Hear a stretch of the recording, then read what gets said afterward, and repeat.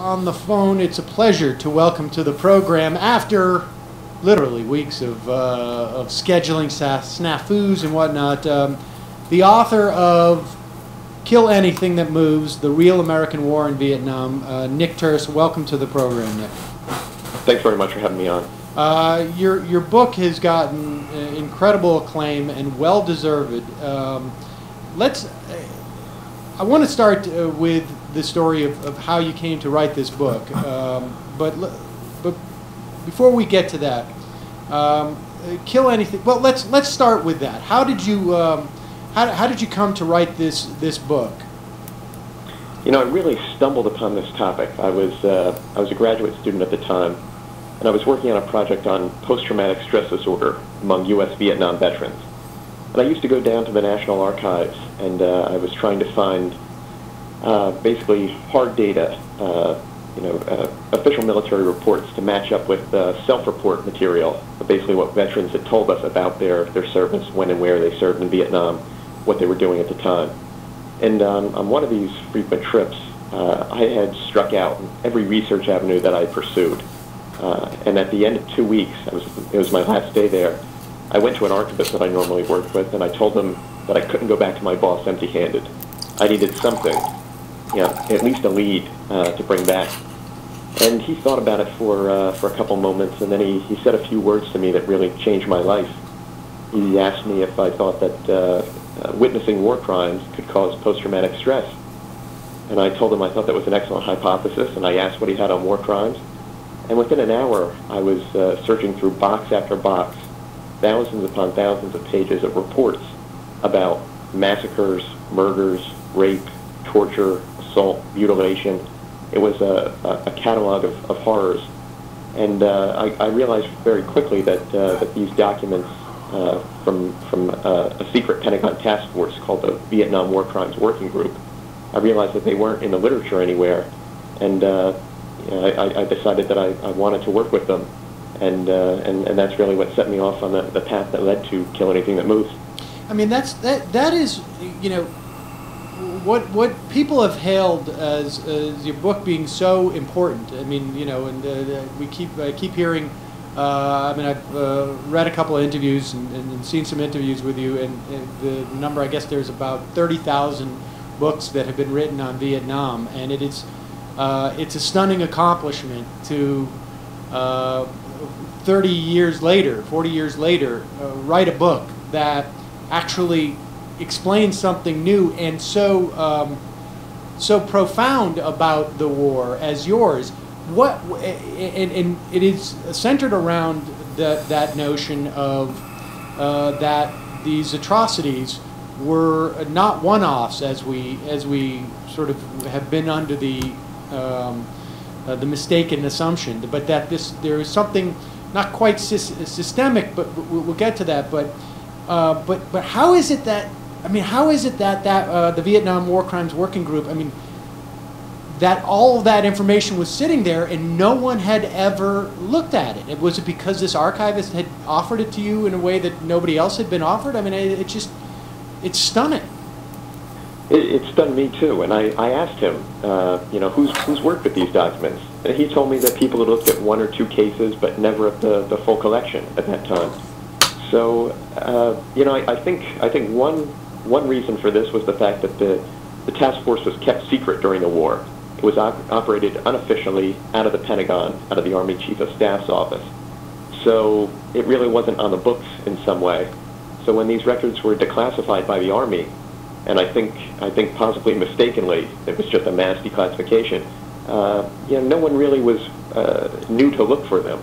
So they just sat in the archives, and then I just happened to I was lucky enough that the archivist pointed me towards them.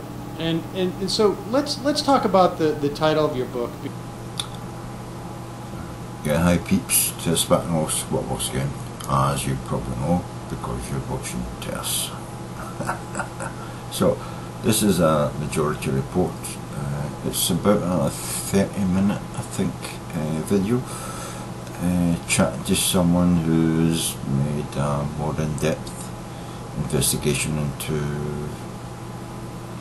basically the the problems a lot of young Americans returned home from the Vietnam War with, which I know a lot of people say, oh, the Vietnam War, so long ago, you know. But this is further connotations. I mean, war is a thing that happens to people, you know.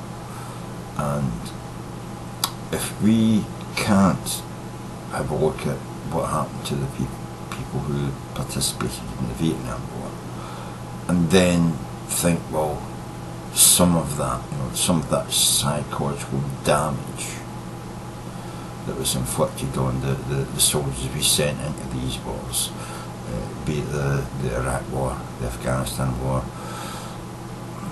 whatever war, you know. If we don't see that as a possible outcome in each war, that some of our young people that we train the best we can to be soldiers may not be working with the best clay, you know, that you can get. If, you know, an old potter's term, you know, bad clay makes a bad pot. When you're throwing people willy-nilly into a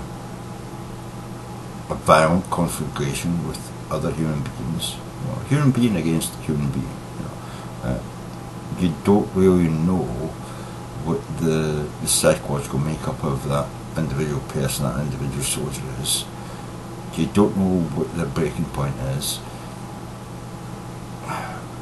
Some people survive it better than others, is the best that I can put it. And so, as a nation, when those people we've turned into soldiers, turned into warriors, and thrown out there into the battlefield, when they return home as survivors of the, well, there's no other better way to put it than survivors of the horrific, you know, conflagration they've been involved in.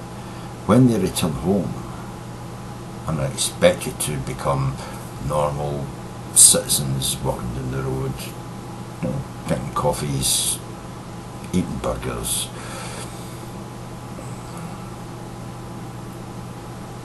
but the whole thing is they're not.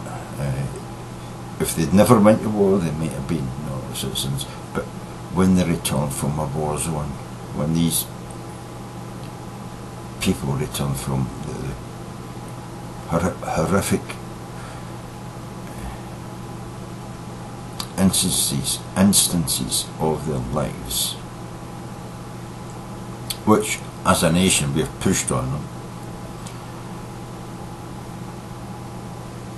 when they leave the army, you know, they come home, bang, you know, 6 weeks later they could be, you know, a citizen, okay, on the street, not a soldier.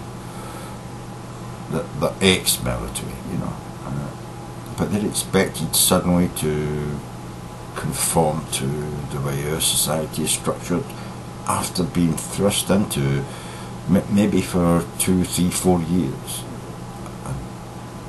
Unusual circumstance of being able to take a gun and shoot someone just because they wear a different colour or are in the wrong place at the wrong time, on the street at night when they shouldn't be.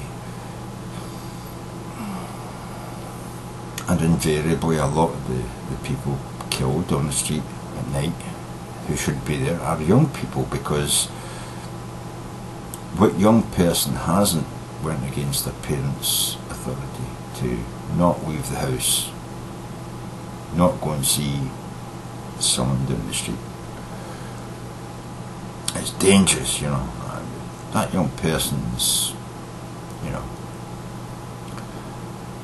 their sexual drive, the drive to go and meet another person of a different sex, you know, that could be the simplest reason why young people are on the street at night when a curfew is there.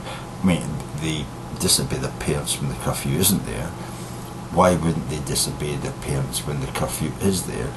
They want to go down and throw stones at their, you know, the object of their love's window, and chat to them in the middle of the night, and entice them to come out to have a, you know, a kiss under a tree or behind a wall, you know. That's what we do even when a war doesn't exist. Do you think that stops when a war zone is imposed upon you? When you're a non-combatant and you just live down the street from your love heart, you just want to go out and just get down and say, I love you so much, and I'm hoping that we can make it through this. This is why so many young people, I think, are killed in war zones, because they are the people who break the rules. Young people are the people who will go out against their parents' objections, and will go out against the nation's objections, and they will definitely go out against a foreign nation's imposition of you can't be allowed in the street. Anyway, I'm hoping that you will watch the rest of this. I think it's a 30-minute video, and yeah,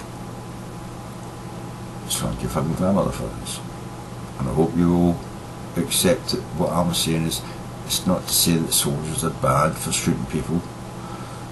I'm just saying that the reason that so many young people get shot is because they're the people who will break the rules and be out on the street when soldiers are looking for people hiding. Well, who's got more to hide than, especially in a Muslim society, a young person who wants to talk to a young woman, a young man, behind his own parents' backs, sneaking down the road behind the parents' backs of the young girl he's wanting to speak to. Who else would be sneaking about, you know, the street? It's not always going to be a fucking Al-Qaeda fucking motherfucker with a bomb. A lot of the time, and we've proven this because a lot of the time it's 16, 15, 14-year-old kids, you know what I mean? Just like in our society. Sneaking about, trying to talk to the girl that they've made a connection with, which even the parents wouldn't love.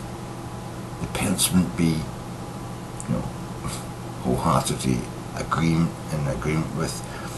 And when these kids get out and the soldiers ask, well, why was out here? Oh, there's no answer to it. It's just, why did you shoot him? Couldn't you see he was on a teenager? But yes, but sometimes that teenager is a crazy bomb carrying motherfucker. But most of them are just kids doing what kids do, sneaking out the house to talk to their childhood love heart, you know. Can you imagine in America if kids get shot for sneaking out the house? Oh, sorry, yeah, actually, they probably end up getting shot for sneaking out the house, or even for going to school. So that's a bad analogy. Anyway, watch the video, and I'll put the link in the end bar, and let me know what you think. Thank you.